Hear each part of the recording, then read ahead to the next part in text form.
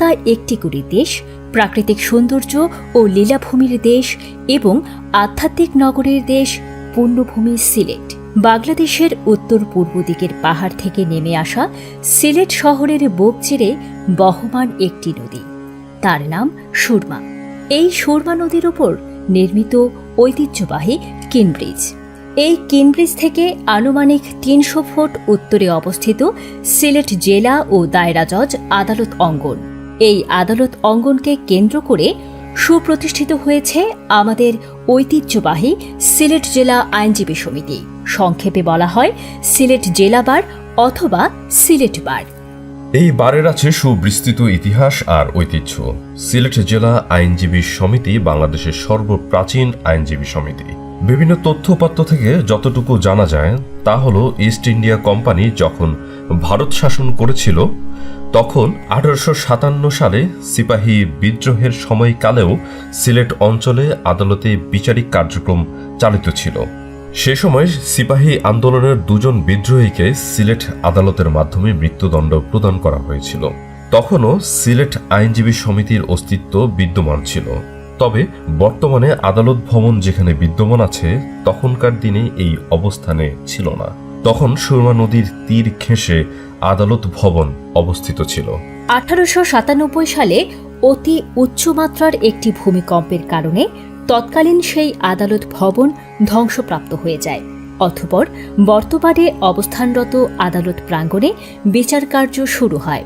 এরপর বিগত 1901 সালে বর্তমানে অবস্থানরত সিলেট জেলা আইনজীবী সমিতির 1 নম্বর বার হল সুপ্রতিষ্ঠিত হয়। পরবর্তীতে বিজ্ঞ আইনজীবীদের সংখ্যা বৃদ্ধি পাওয়ায় পর্যায়ক্রমে 2, 3, 4 ও 5 নম্বর বার হল প্রতিষ্ঠিত হয়। The hunters statistical account of Sylhet এর বর্ণানুসারে সিলেট আইনজীবী সমিতি 1874 সালে প্রতিষ্ঠিত হয়। তবে সেই সময়কালের সিলেট জেলা আইনজীবী সমিতির এক্সিকিউটিভ কমিটি কিংবা গোড়াপত্তনের প্রথম দিকের সম্মানিত সদস্যদের কোনো প্রকার নাম, ঠিকানা বা তথ্যাবলী পাওয়া যায়নি। সিলেট জেলা আইনজীবী সমিতির লিখিত সংবিধান 1968 সালে প্রণয়ন করা হয়। এরই ধারাবাহিকতায় আমাদের আজকের এই সিলেট জেলা আইনজীবী সমিতি। আমাদের সিলেট জেলা আইনজীবী সমিতির 15 জন বিজ্ঞ আইনজীবী পরবর্তীতে সর্বোচ্চ আদালতে বিচারপতির আসন অলংকৃত করেছিলেন। এর মধ্যে বিচারপতি মাহমুদুল আমিন চৌধুরী ও বিচারপতি সুরেন্দ্র কুমার সিনহা প্রধান বিচারপতির দায়িত্ব পালন করেছিলেন।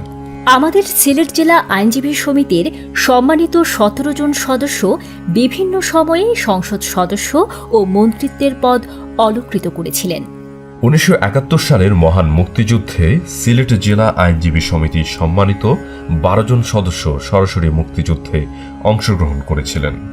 এর মধ্যে অ্যাডভোকেট আব্দুল হাফিজ ও অ্যাডভোকেট রামরঞ্জন ভট্টাচার্য শহীদ হয়েছিলেন। বর্তমানে আমাদের এই সুবিশাল সিলেট জেলা আইনজীবী সমিতিতে সদস্য আছেন মোট 2050 জন।